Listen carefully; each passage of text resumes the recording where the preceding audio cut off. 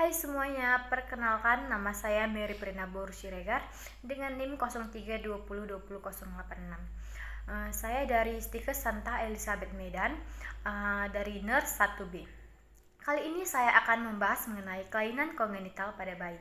Adapun pokok pembahasan yang akan kita bahas yaitu yang pertama pengertian kongenital, yang kedua contoh jenis-jenis kelainan kongenital, yang ketiga faktor yang diduga penyebab kelainan kongenital, yang keempat pencegahan kelainan kongenital, dan kelima pengobatan kelainan kongenital.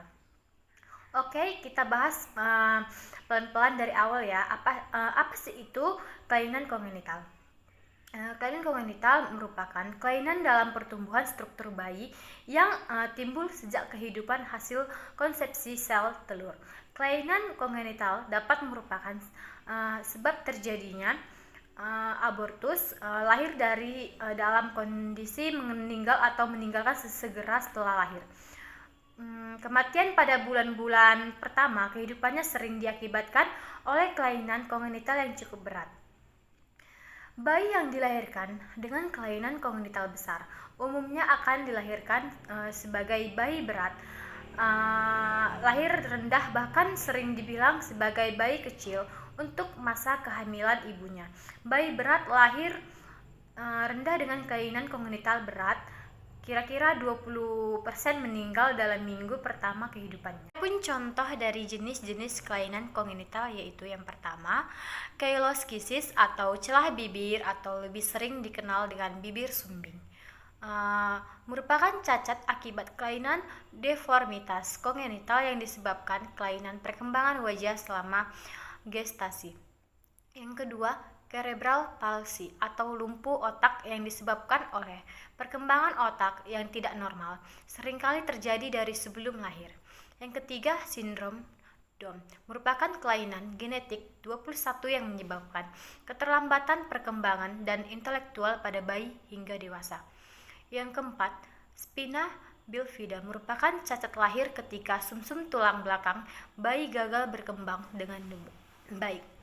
Yang kelima, cystic fibrosis adalah sebuah gangguan keturunan yang mengancam jiwa serta merusak paru-paru dan sistem pencernaan bayi. Yang keenam, kelainan jantung ditandai dengan bayi tampak kelelahan dan kesulitan bernapas, terutama ketika diskusi, memiliki berat badan rendah dan pertumbuhannya terhambat. Yang ketujuh, thalassemia ditandai dengan munculnya benjolan pada perut anak. Hal ini terjadi karena organ limpah yang membesar akibat kompensasi anemia kronis. Beberapa faktor penyebab yang diduga dapat mempengaruhi terjadinya kelainan kongenital antara lain, yang pertama yaitu kelainan genetik dan kromosom. Kelainan genetik pada ayah atau ibu kemungkinan besar akan berpengaruh atas kelainan kongenital pada anaknya. Beberapa contoh kelainan kromosom autosomal, trisomi 21 sebagai sindroma Down, kelainan pada kromosom kelamin sebagai sindroma Turner, dan kelainan genetik lainnya. Yang kedua, faktor mekanik. Tekanan mekanik pada janin selama kehidupan dalam masa kehamilan dapat menyebabkan kelainan bentuk organ tubuh hingga menimbulkan deformitas organ tersebut. Yang ketiga, faktor infeksi. Infeksi yang dapat menimbulkan kelainan kongenital ialah infeksi yang terjadi pada periode organogenesis, yakni dalam trimester pertama kehamilan. Infeksi pada trimester pertama di samping dapat menimbulkan kelainan kongenital, dapat pula meningkatkan kemungkinan terjadinya abortus. Yang ketiga, faktor umur ibu. Telah diketahui bahwa mongolisme lebih sering ditemukan pada bayi-bayi yang dilahirkan oleh ibu yang mendekati masa menopause. 4. Faktor obat. Beberapa jenis obat tertentu yang diminum wanita hamil pada trimester pertama kehamilan diduga sangat erat hubungannya dengan terjadinya kelainan kongenital pada bayinya. Yang kelima, Faktor hormonal. Faktor hormonal diduga mempunyai hubungan pula dengan kejadian kelainan kongenital. Bayi yang dilahirkan oleh ibu hipotiroidisme atau ibu penderita diabetes mellitus kemungkinan untuk mengalami gangguan pertumbuhan lebih besar bila dibandingkan dengan bayi yang normal. Yang keenam, faktor radiasi. Adanya riwayat radiasi yang cukup besar pada orang tua dikhawatirkan akan dapat mengakibatkan mutasi pada gen yang mungkin sekali dapat menyebabkan kelainan kongenital pada bayi yang dilahirkannya.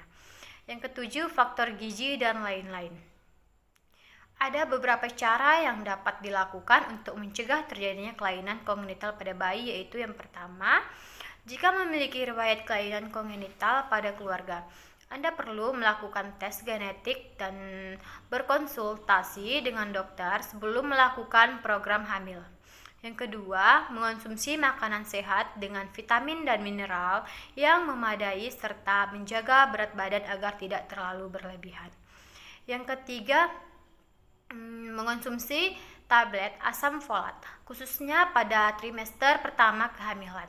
Yang keempat, mengontrol diabetes dan diabetes gestasional dengan melakukan konseling, mengatur pola makan dan penggunaan insulin yang dibutuhkan tubuh. Yang kelima, melakukan screening infeksi rubella, varicella, dan sifilis. 6. Menghindari alkohol, merokok ataupun asap rokok, dan obat-obat lain yang dapat menyebabkan janin. Yang ketujuh, menghindari paparan bahan kimia lingkungan seperti pestisida, timbah, dan merkuri. Yang kedelapan, melakukan vaksin rubella.